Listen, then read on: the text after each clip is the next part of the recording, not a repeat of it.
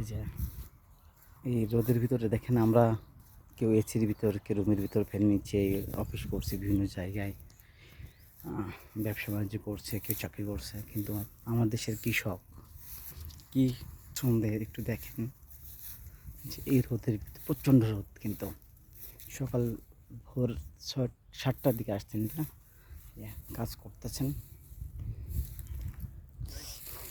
কাকা কটা বন্ধু কাজ করবেন? কটা বন্ধু কাজ করবেন? একটা। 8টার সময় আসছেন না আপনারা?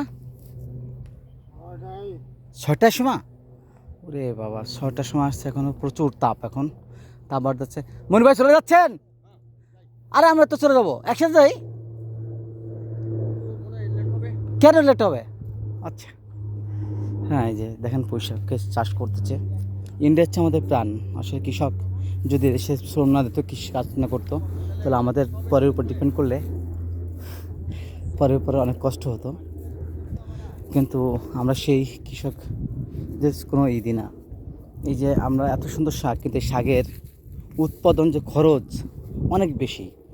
যে পরিমাণ খরচ হয় সেই পরিমাণ কৃষকের ওই লাভজনক প্রফিট হয় না। হ্যাঁ, এখানে প্রচুর খরচ আছে।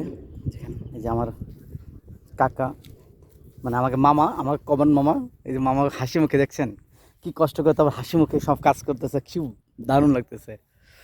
এই যে শাক মামা প্রতিদিন কাটা লাগে এটা আপনার?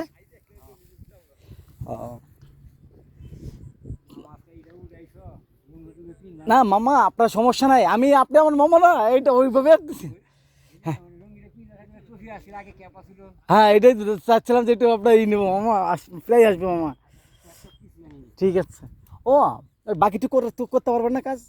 বাকিটুকু চাষ করে ফেলবেন, করে ফেলবেন সবই। এই যে আমার কাকা অনেক সুন্দর হাসি খুশি দেখছেন। ইন্ডিয়া হচ্ছে আমাদের প্রাণ। ইন্ডিয়া একমতো আমাদের প্রাণ, যে ইন্ডিয়া 24 ঘন্টা কাজ করলে বলে চলে হয়।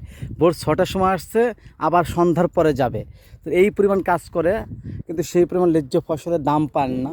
এই যে সবজি দেখেন কি অবস্থা, বিশাল সবজি ফলাইছে কাকা হাসি মুখে। এটা কাজ করে আমাদের দেশের জন্য। এই যে ফসল উৎপাদন করেছে, উনি তো একা খাবে না, এই ফসল অন্তত হাজার হাজার মানুষই খাবে। তাহলে হাজার হাজার মানুষের জন্য কাজ করেন ইন্ডিয়া, কিন্তু ইনাদের জন্য সরকারের কোনো সহযোগিতা থাকে না। সার তেলের দাম যেভাবে বাড়ছে, কৃষকের কাজ করার, সারের দাম বাড়ছে না কাকা? সারের দাম, তেলের দাম, সব কিছু বাড়তেছে, কিন্তু কৃষকের যে ফসলের দাম সেটা আর বাড়তেছে না। দারুণ লাগলো।